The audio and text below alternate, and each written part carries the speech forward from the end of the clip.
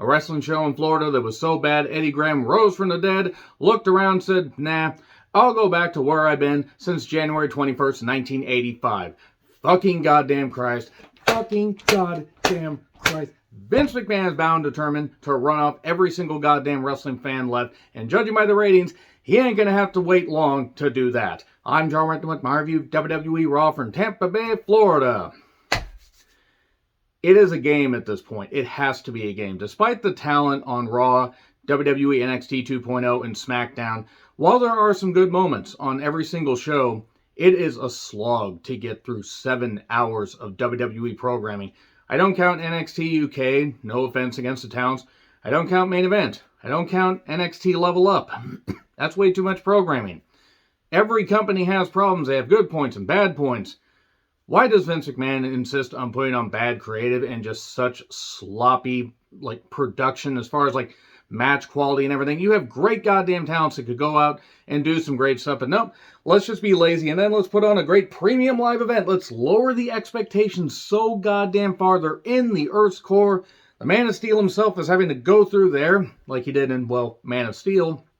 And then, wow, they put on a miraculously great show that overall is only kind of decent because our expectations were so fucking low. Here's Titus O'Neil, Tampa Bay's own. Want to say right now, Titus O'Neil, great respect to him. Does a lot of great charity work. Really seems like a great guy. It was fucking bullshit what Vince McMahon did when Daniel Bryan, now Bryan Danielson, had his retirement, when he was forced to retire. And I remember that. I was there. And I kept wondering why the fuck Vince was acting that way towards Titus. And then lo and behold, Vince McMahon gets upset. Because he grabbed, whatever, that fucking bullshit. But now Titus is out there, and oh god damn. I'm sure that Titus believes in doing good, under the WWE banner and doing the great shit that he does.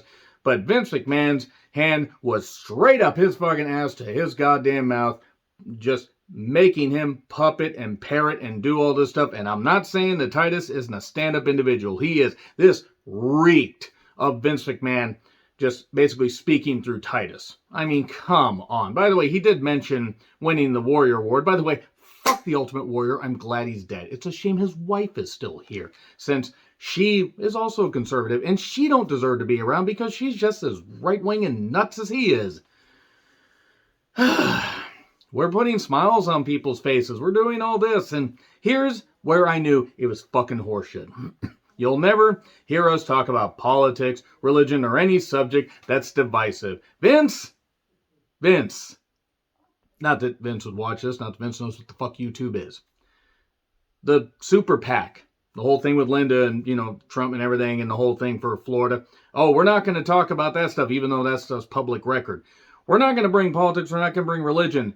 He fought God at one point on a pay-per-view and did other shit. Said the N-word around Booker T. A whole bunch of other stuff. Had Trump as, part of Mania 23 and also was at Trump Plaza, Mania 4 and 5, and all the other stuff. Mocking Barack Obama, mocking Hillary Clinton, all this other stuff. But we're not going to talk about politics and we're not going to bring up religion. We're not going to do this stuff. Vince at this point is just laughing in everybody's face, thinking that this isn't going to get him. But guess what? Maybe it won't. Maybe it fucking won't. But at some point, he's going to end up a fucking drooling vegetable, and I'm not going to fucking feel bad for one goddamn bit. Nobody's going to care what happens to Vince at this point. Maybe not even his family, because Vince McMahon at this point is a caricature of a wrestling promoter, which he kind of always has been, but he had really good ideas even into the early 2000s. Now, he is Vern Gagne with more money. That's all he is. All he needs to do is end someone's life in a retirement home. Look it up. Vern Gagne did that because he was fucking nuts. Also dementia-filled. But yeah, we put smiles on people's faces. We won't bring up politics, religion, or anything divisive. Bull fucking shit, Vince. You fucking goddamn lying sack of old man meat. Welcome to Monday Night Raw. Then we get recaps of Bianca and Carmella. Because we need to be reminded that for some reason they think Carmella is worthy of TV time. I can think of a lot of women that are dead that could wrestle better than her. And, Becky comes out. I don't know why Becky was dressed up like I don't know, she was wrestled like a lampshade from a 70s movie. It was just really bizarre. But like the little engine that could, the Bex Express, and she's all ready to like just take over. The Bex, any Express that a wrestler is related to is obviously better than the Lex Express because Becky has talent and also actually is likable.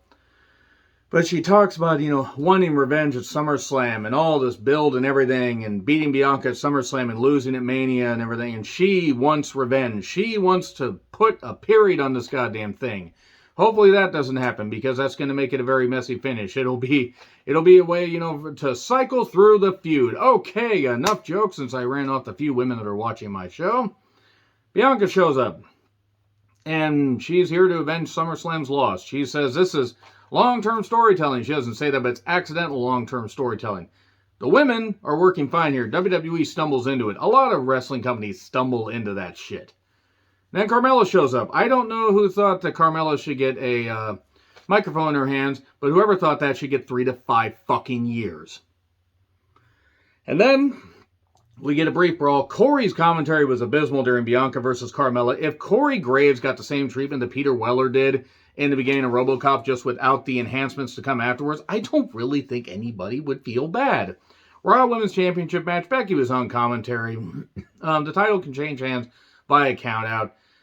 This took 3 times as long as it needed to, and KOD for the win. Abysmal. The fact that they think Carmella is even near here, there's probably a position she's used to, and trying to get up here to Bianca's level. Bianca, who, by all accounts, may end up being one of the best of all time. Her and Sasha had an incredible goddamn match at Mania 37. More on Sasha here in a bit. This is ridiculous, though, that she is having to be competitive with Carmella. Turn Dana Brooke heel and have Dana. But Dana at least is athletic and doesn't look like she has 2 left feet. At least Bianca versus Becky will be good. Watch it end in 30 seconds and Bianca's going to beat her and then that's going to culminate the whole goddamn thing and then Becky's really going to spiral out of control. Watch that happen. And we either need to get Corey some decaf or we need to take him off commentary because he's not good. When he provides just analysis, he's fine. When he's screeching and trying to be Bobby Heenan and Jesse Ventura and every heel commentator rolled into one, he's one of the worst. He's not the worst because he's not Mark Madden. So, the Prophets are talking. Great, good. A Prophets promo. Look, people like the Prophets. The Prophets very athletic. It's the same promo. Here's MVP and Edward James Olmos. We're going to get a tag match later? Wait, maybe not, because MVP doesn't have his gear, so it's going to be a singles match. And then here's Owens, since they're not in Texas, or he needs some time off. I'm not really sure. Hopefully Owens is all right. KO show with Riddle. Owens talks about not caring about Ezekiel. He gets fired up. He's like, I don't really care anymore. It was a stupid feud, and we needed to move on from it. And then talks about Seth. Well, Seth betrayed my friendship, and you're friends with Randy? Well, I mean, Randy's a snake, and you shouldn't talk about my Randy. It sounds like they're putting, like, some kind of AI plug into Riddle or whatever. They're, like, inserting, like, a bit of stuff. It's kind of like that episode of Futurama where I believe Fry got a, AI program, like, to look like Lucy Liu. But then you have the weird, bits of dialogue. I enjoy that. Can't eat more. That sounds like Riddle when he tries to say Randy or certain words that have other syllables because he's not very smart.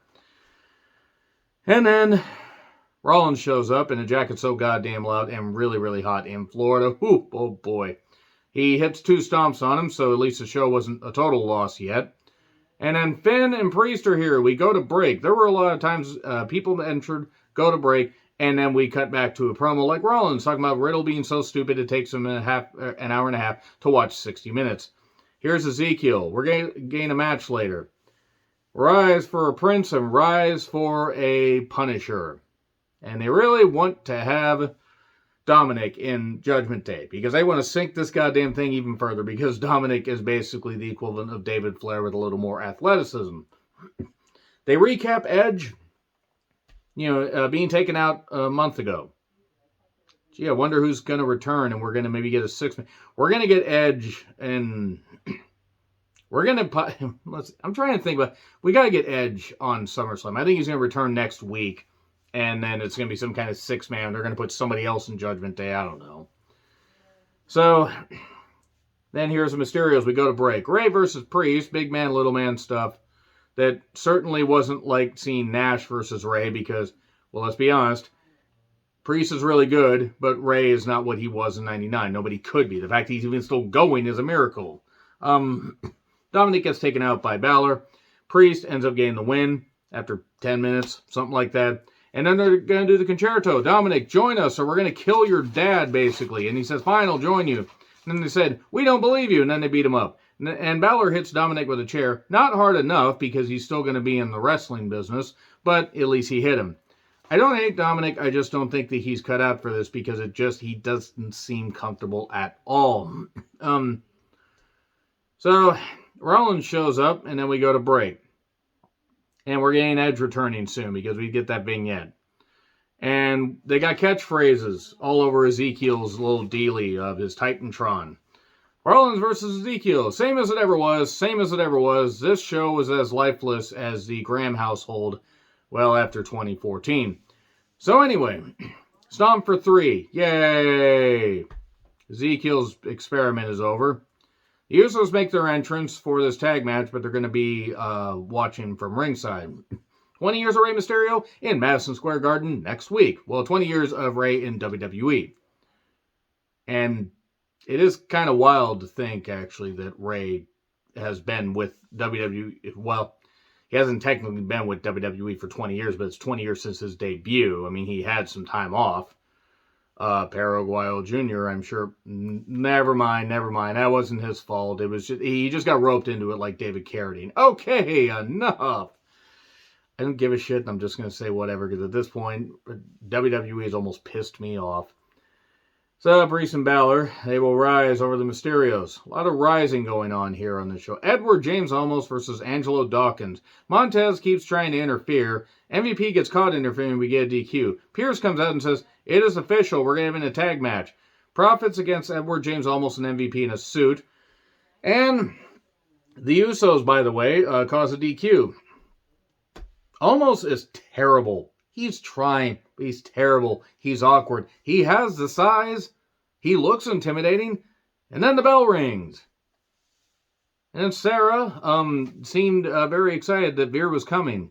He looked like he was ready to come.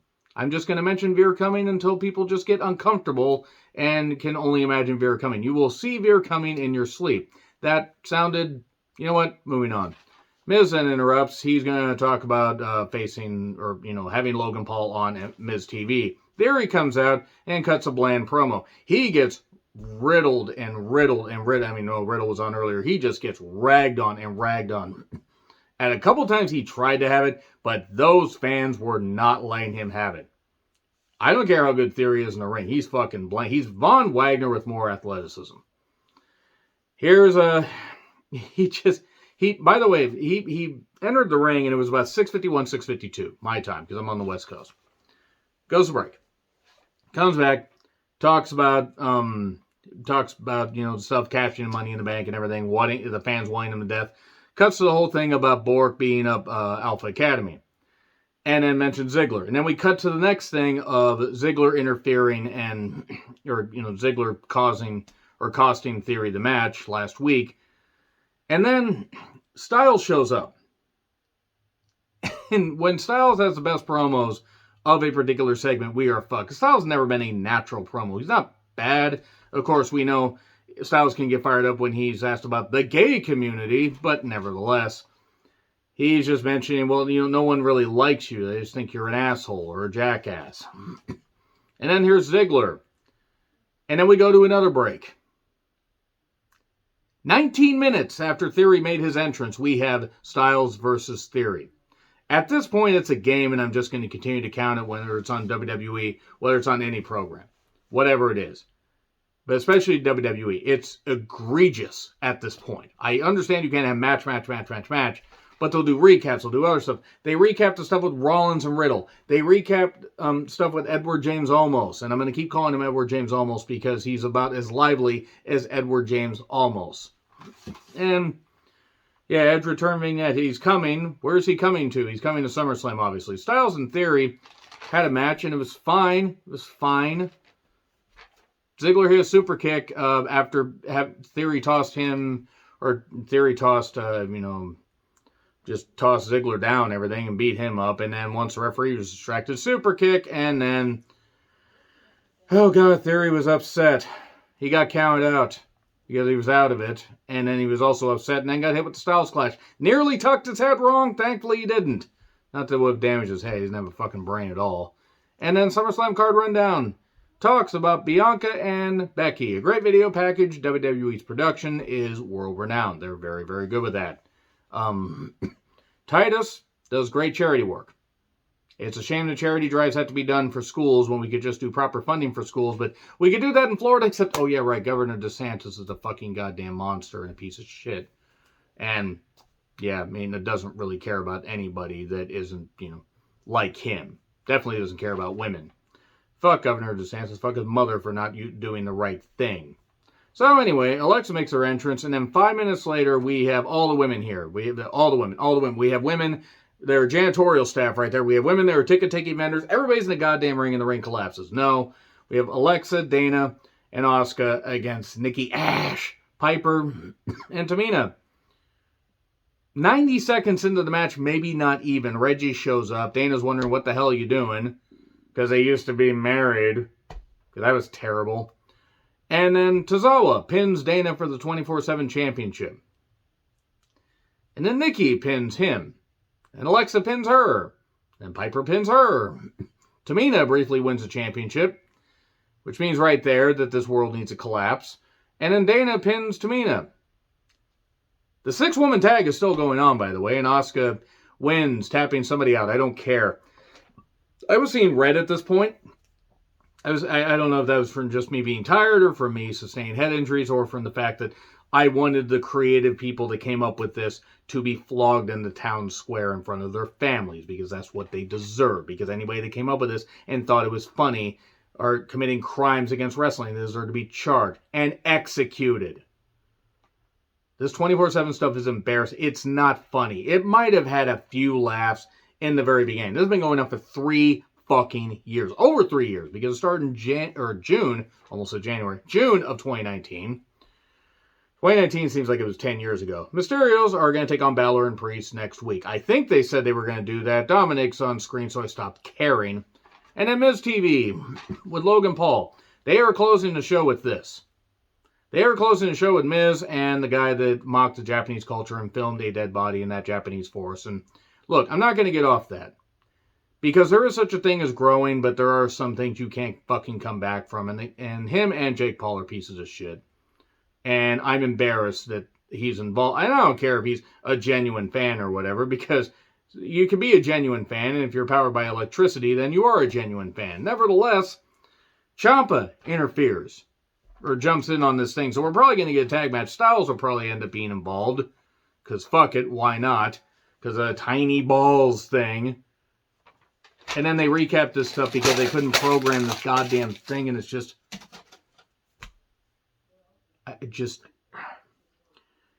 swear if it wasn't for my love of wrestling and wanting to see the people I care about, I would just go absolutely insane. I've already gone insane. Week to week to week, Raw, NXT 2.0, SmackDown, if they're decent, fine, but usually they are bad programs because Vince McMahon is sinking this company creatively. Stephanie and Triple H ain't gonna do much better. They just couldn't do much worse. Well, Triple H couldn't. Stephanie could because Stephanie was in charge of creative at one point and wasn't very good because she's not smart. Anyway, agree, disagree with what I said. Like, share, subscribe, Twitter handle in the description. I'm John Ritlin. I'll see you soon.